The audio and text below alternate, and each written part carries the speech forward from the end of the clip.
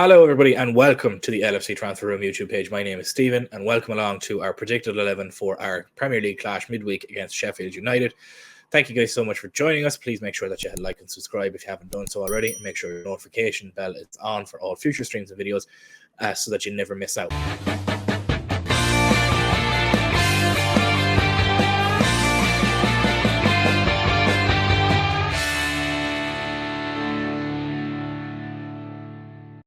If you're enjoying this video, don't forget to throw a like on the video. Make sure that you like, subscribe, bell notification turned on to never miss an LFC Transfer Room video. We go live at 7:30 every day. We do watch-alongs and we do post-match reactions. So make sure that you never miss out on one of our videos. Now back to the video.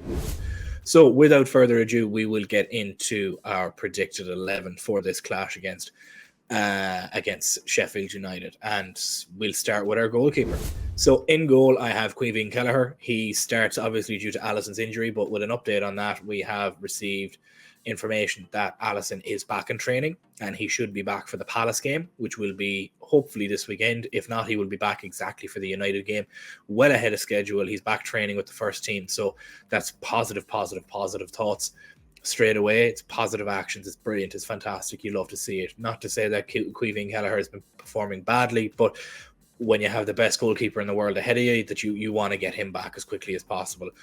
Hopefully following a little bit of a silly performance by Caoimhín Kelleher against Fulham over the weekend, with some little mistakes here and there and improvements, even though he played fantastically against Lask, we'd like to see him improve on this game and have a get-right game and get some of his confidence back. But in goal, I would have Caoimhín Kelleher purely because of the injury of Alisson so far. Then we move along to our centre-backs, and on the left, I have Virgil van Dijk, who realistically is probably one of 3 or 4 players in this team that you cannot exclude from a starting 11. He's just fantastic. He's regained his form. He's recaptured his youth, so to speak, of his form of bygone years. But he's going to be starting as our left centre-back, and then as our right centre-back, I would have Ibrahima Konate.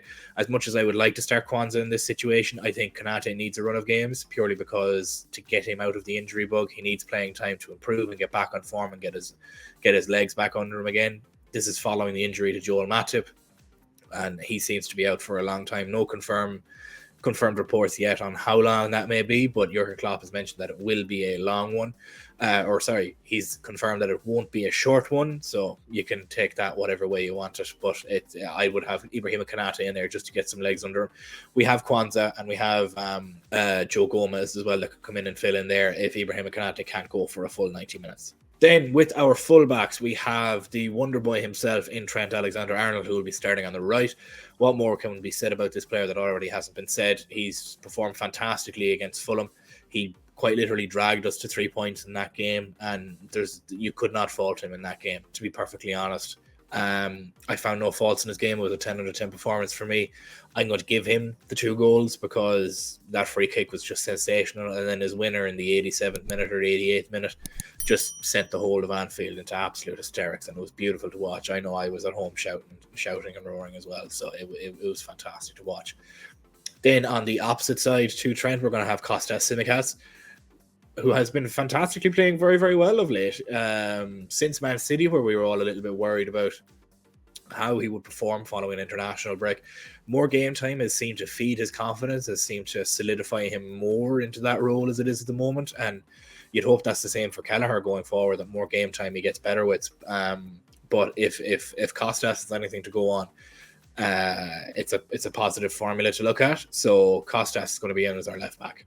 Then we get to our midfield, and in midfield as our CDM, I would have Wataru Endo. He came on and changed the game, honestly, against Fulham. He was fantastic. He was everywhere you needed him to be, and then he bags the equalising goal following an assist from Salah and a little header down from Nunes. It's a sensational goal, and how he pulled that out of his back pocket is unbeknownst to me, but it was absolutely fantastic to watch. I think he deserves a start, especially in a Premier League game, and I think now might be the time to do it against what would be considered weaker opposition. But at the same time, they're just following a managerial firing, so they could have a new manager bounce. But I think they genuinely are poor enough that we should be able to easily beat Sheffield United. Then with our two central midfielders, we have Alexis McAllister on our left and Dominic Szoboszlai on the right. It'd be very nice to see this pairing in their natural positions, both together, with the likes of Endo being behind them and covering there, and allowing Trent to come in and play a double pivot. It would be absolutely fantastic to finally see McAllister in a more advanced role, allowing him to push forward, because we've seen what happened when he was in that position against Fulham. All of a sudden, he just launches a ball from 30 yards out and puts it into the top corner. So realistically, I think he needs to be pushed forward a little bit more often. And I think with the emergence of Endo and how he's been playing the past couple of games, he will be able to move into that position. Then we move on to our front line, and following a hard 90 minutes that Darwin Núñez played, I think he takes a rest this game and comes back against Crystal Palace as a starter. So I'd like to see Cody Gakpo come in there, because Darwin ran a hard 90-minute game, played a full game. Near enough, and it was I think he deserves a bit of a rest. I think he performed very admirably in that game, missed a chance or two here and there, but he was instrumental in both of the goals, the equalizer and the winning goal. He played a header down to Salah, who then passed it back to Endo, who scored, and then he also was instrumental in following Cody Gakpo's shot in against Bernard Leno, and then crossed the ball over, which then fell out to Trent and then ended up in the goal. So without him, he was very influential in an awful lot of our goings forward against Fulham on Sunday. So I think he deserves a bit of a rest, and I think Cody Gakpo should come in and allow him to get some starting minutes under his belt as well.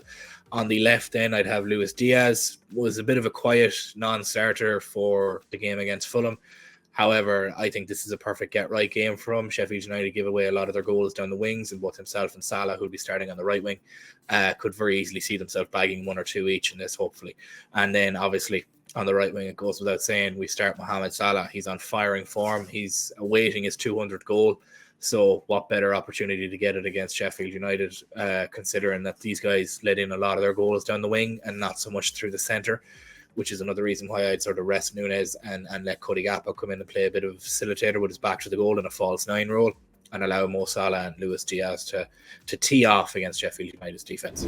But yeah, that is our starting or predicted 11 for our match against Sheffield United on Wednesday. We have Kelleher in goal. We have our centre-back pairing of Virgil van Dijk and Ibrahima Konate. We then have our full-backs pairing of Kostas Tsimikas on the left and Trent Alexander-Arnold on the right. We then have our midfield trio of Wataru Endo, Alexis McAllister, and then we have Dominic Szoboszlai as well in the midfield, along with our front three of Luis Diaz, Cody Gakpo, and Mohamed Salah. Thank you guys so much for watching. I hope you appreciate this. If you think we got the predicted 11 right, let us know in the comments. If you think you would have rathered it a different way, let us know in the comments as well. We're always happy to receive feedback. Also, please make sure that you like and subscribe. Make sure that you have your bell notification on for all future videos and streams. We will be live straight after the game in the 10-15 minutes following the game on Wednesday against Sheffield United, so make sure that you're around for that. Thank you guys so much for watching, and I hope everybody has a lovely day.